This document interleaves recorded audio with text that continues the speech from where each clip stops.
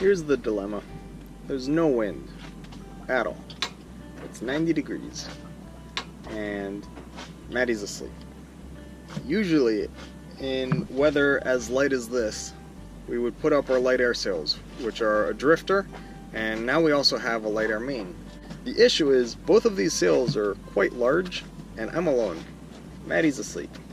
And the forecast is calling for winds to start picking up to about 10 knots, which doesn't sound like much wind at all, but that's kind of pushing the limit for those two sails. So if the wind does all of a sudden come, I would need Maddie awake and present to help me get those sails down. So instead, we're just kind of sitting here, bobbing along while the sails just hang. And I'm alright with that. This is thrilling. I don't know if we can handle these speeds. I have a headache. Yes. So I've been asleep all morning. I came out to 0.5 knots. But it's alright. We always knew we would have days like this. It kind of sucks to start with a day like this, but it is what it is, and it's not like we're in a giant hurry to get anywhere, so here we go. While Maddie's at the helm, I'm gonna make her a sandwich for lunch. And we don't have to worry about healing or anything because we're not really moving.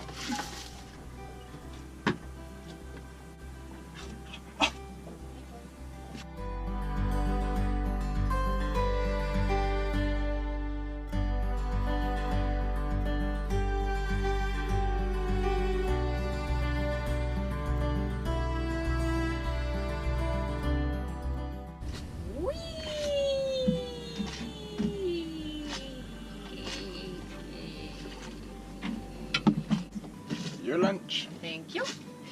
And my lunch. Would you like to take over the helm? Sure. It's a big job. I know. It's going so fast.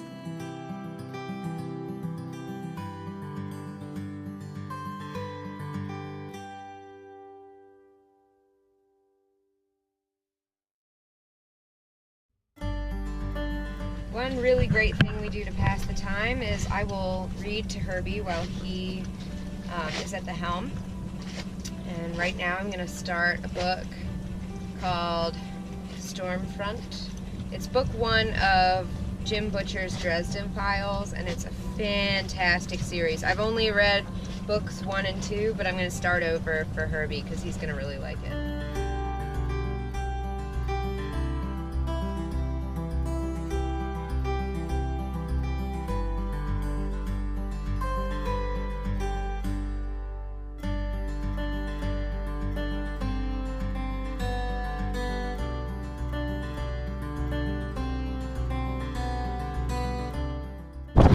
One of the most important things to have on a reef is a flat foot. So you want to crank it as hard as you can until the foot goes flat.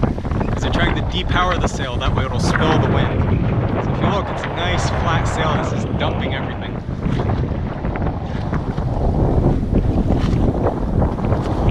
Under a reef sail plan, the sails spill the wind and are greatly depowered.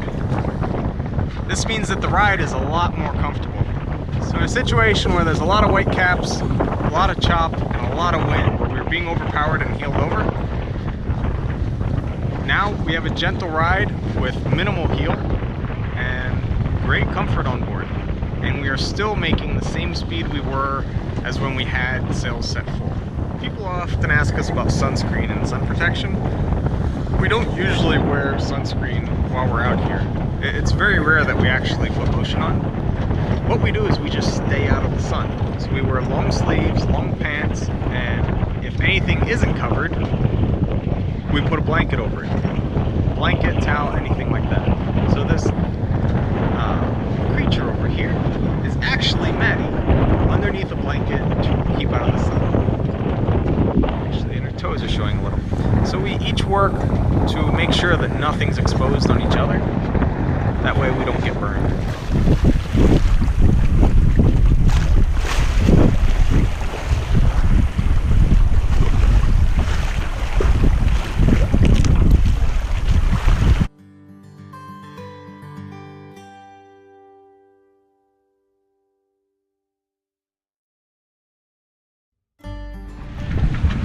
important note whenever you're sailing alone or when your partner's asleep is always wear a life jacket with a harness and be clipped in.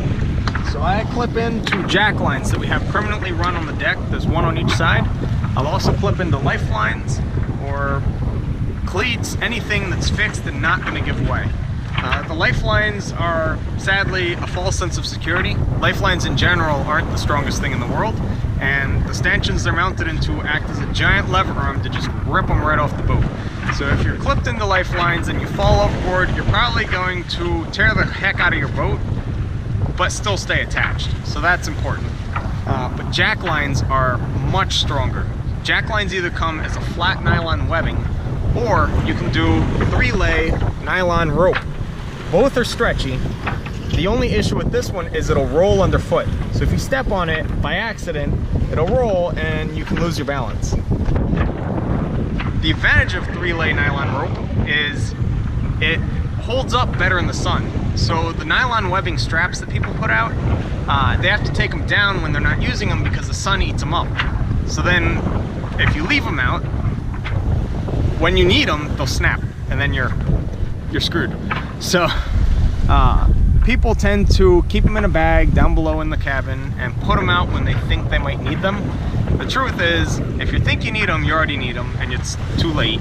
And you're not going to then go out and run jack lines. You're going to start reefing or taking care of other things where you would wish you had jack lines to clip into. Using nylon rope, yes, it rolls underfoot, but it holds up better in the sun. So we can leave it on the deck and it's always there. And we just clip in whenever we need it. Yes?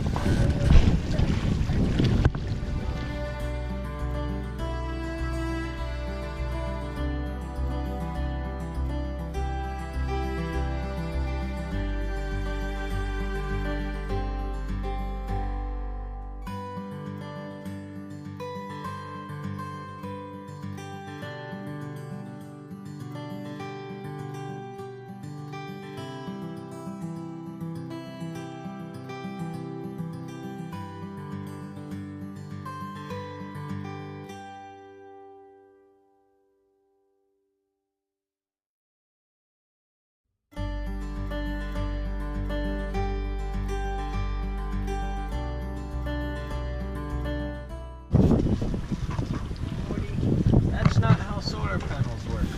Solar panels need sun, not corgi. And I keep the sun off of me with a blanket. Ew. I am the driver. Oh no. It's because I stole his hat. Yeah, she took my hat and my face was burning, so I wrapped up in a blanket.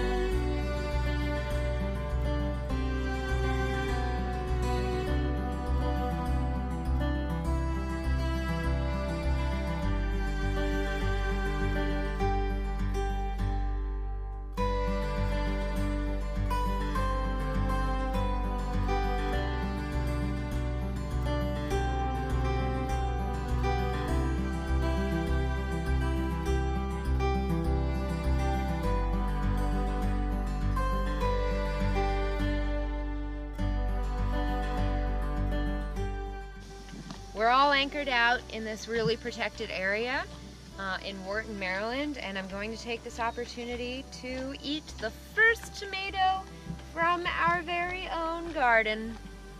So here we go.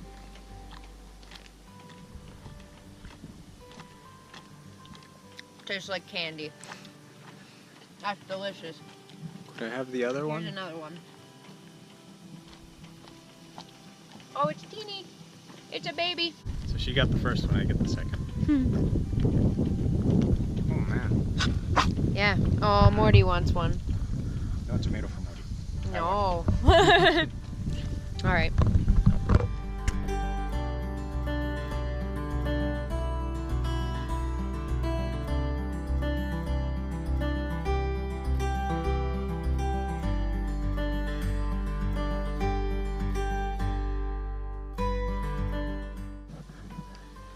Come on, two. Time to go. Yep, our old trusty dinghy. I feel the need for shoes. Yes, you know, I'm gonna go inside.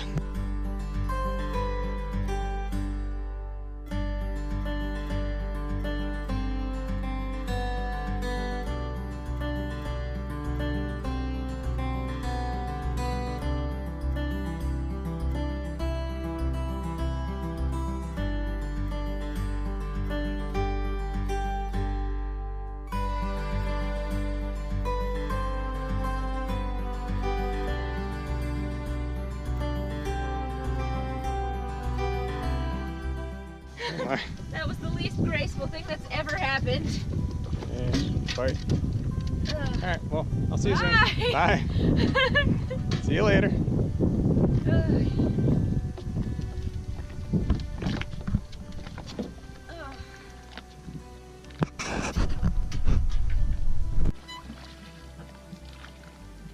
Why am I using two different oars? I was wondering that. Oh well.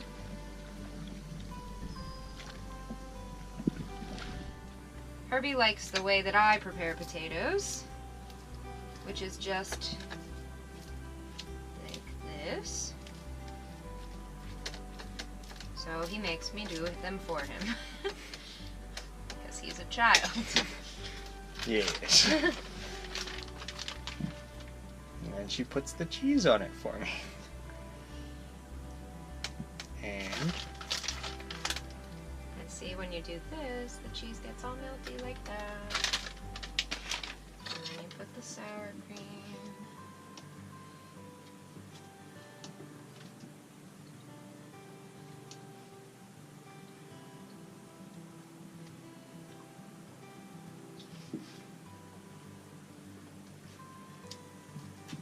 And then you mush it all in.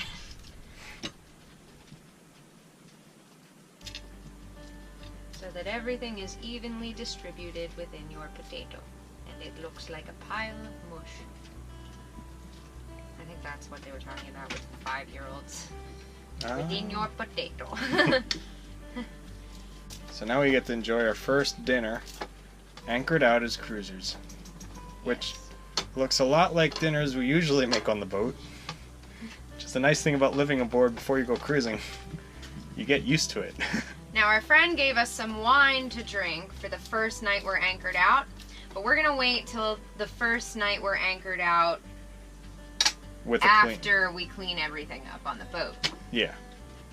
Because right now it was kind of the rat race and mess to get out, to get anchored. This is like our first unofficial night. Yeah. It's like when you move into your dorm to start college, but you haven't had a single class yet. Yes, exactly. Alright, come eat. Yes.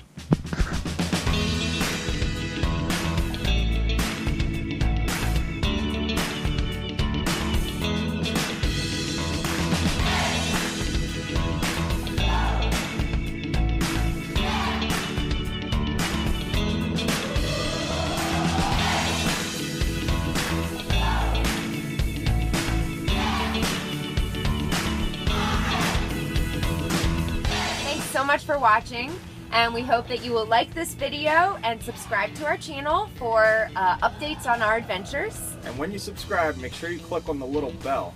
That way you'll get notifications as soon as the next video is uploaded. Thank you so much.